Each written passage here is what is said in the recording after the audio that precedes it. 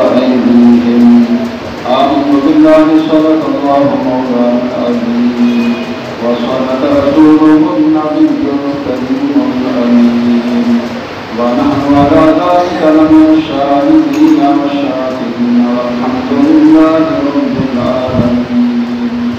فقد قال الله تبارك وتعالى في الكلام المجيد والفرقان الحميد: إن الله وملائكته يصلون على النبي يا أيها الذين آمنوا صلوا عليه وسلموا تسليما. اللهم صل على سيدنا ومولانا محمد وعلى آل سيدنا ومولانا محمد وبارك وسلم.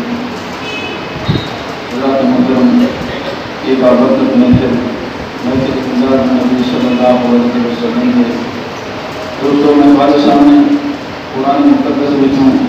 ایک آیت کریمہ کا کچھ حصہ تلاوت کرنے کا شرف ملتا ہے، جن کے اندر اللہ تبارک و تعالیٰ نے رحمت دو عالم صلی اللہ علیہ وسلم کے دست مبارک کا ذکر خیر فرمایا ہے.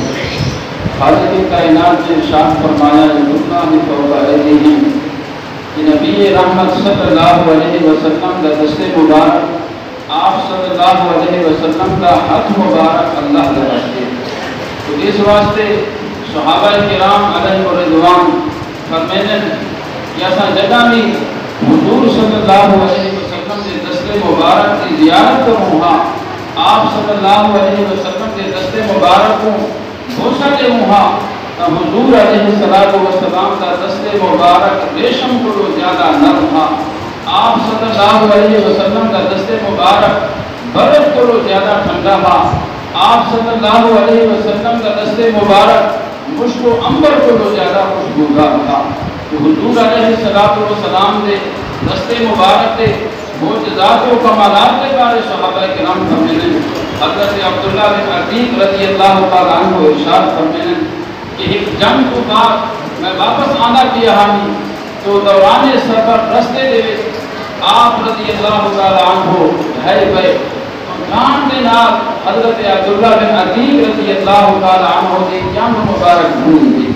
تو صحابہ کرام فرماتے ہیں اساں حضرت عبداللہ بن عتیق رضی اللہ تعالیٰ عنہ کو حضور علیہ السلام کی خدمت میں پیش کیے سے تو آپ صلی اللہ علیہ وسلم نے ارشاد فرمایا: اے عبداللہ، اپنی جنگ کو پھیلا دے. تو صحابی رسول فرماتے ہیں کہ میں اپنی جنگ کو پھیلا دیتی ہوں. تو آپ صلی اللہ علیہ وسلم نے ذات مبارکہ نے اپنا ید اللہ والا دست مبارک میری جنگ کے اوپر پھیر دیتا. صحابی رسول فرماتے ہیں حضور علیہ السلام کے دست مبارک کے پھیرن دی دے رہی کہ آپ صلی اللہ علیہ وسلم کے دست مبارک کی برکت دینا میری جنگ میں صحیح و سلامت تھی گئی. پتہ ہی نہ چلتا ہے کہ میری جنگ بھنی ہے یا کوئی نہ. تو دوستو، یہ آپ صلی اللہ علیہ وسلم کے دست مبارک کی عظمت ہے، حضور علیہ السلام کے دست مبارک کی شان ہے. دعا ہے اللہ تبارک و تعالیٰ کو، اللہ تبارک و تعالیٰ سارے ہوں حضور علیہ السلام کے اسوہ حسنہ کو عمل کرنے کی توفیق عطا فرمائے. آخر دعوانا